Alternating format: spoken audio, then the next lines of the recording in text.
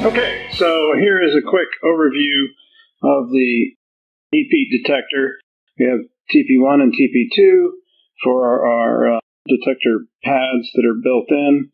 This connector here allows you to extend the detectors out. You can add a single wire. This has got a 10 meg resistor on it for protection, that you can run to wherever you need to get to. There's an LED indicator for each test point, and this is running off of an INFET. This is a PFET for adding a negative voltage to TP1. We'll turn that light on, and adding a positive voltage reference to TP2 will turn on the red light. Take a walk around the board. These are the front ends. These are the variable resistors that you can set a bias when the relay here is energized to give you a very high isolation to the test points. The relay will contact the actual pads and pass through whatever voltage is set on the resistors, which divide between the 5 volt out of this regulator and the regulated negative VEE. If you want to add it here, right now we have a jumper on it. And this is the microcontroller for USB interface. If we go ahead, this is a EPC with the microcontroller. If we go ahead and add the VBAT, it'll power up in manual mode. And you can see that with our PTFE and wool Tribo charging, we can run it directly. If we get enough charge on it, you can use even a Sharpie will probably work. So there's your negative charge. Notice the negative turns that one off and turn that one on. So now we go to the PC mode. I'll just plug that in, and you can see the power supply will rise up there. Looking good. And we will start our command line program. We have a relay click as it is setting it up. We have different modes.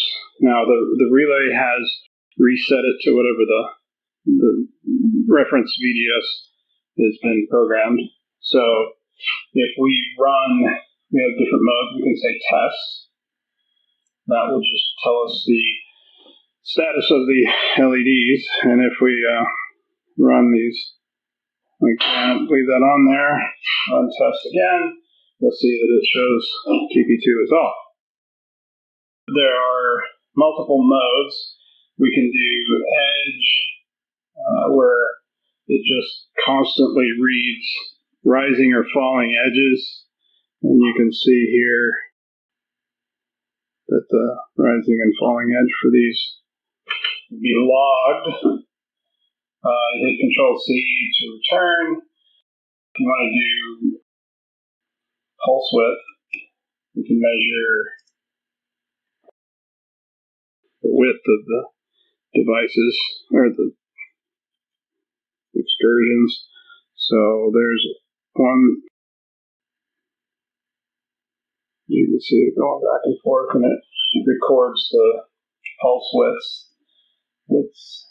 And we also do a count. Now what this will do is reset on each falling edge or detection of negative or positive.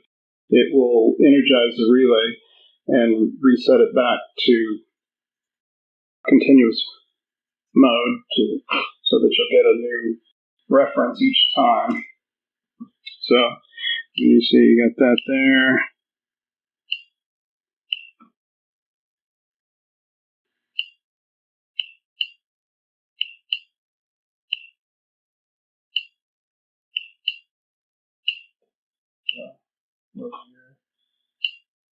Control-C and other settings you can do is cal. This will force a cycling of the relays to get it back.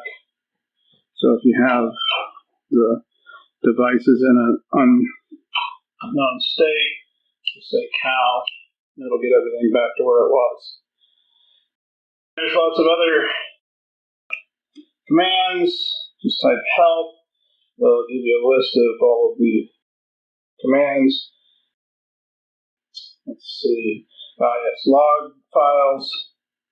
Set the log file on. It'll tell you which file it is. If you set log file, it's myfile.com, or log. You set that and log on to make sure that's on. I'll put it on. And so now we're logging to my file, and anything that you run, all these tests will come up and log to the default file. So that's a short run through, and happy detecting.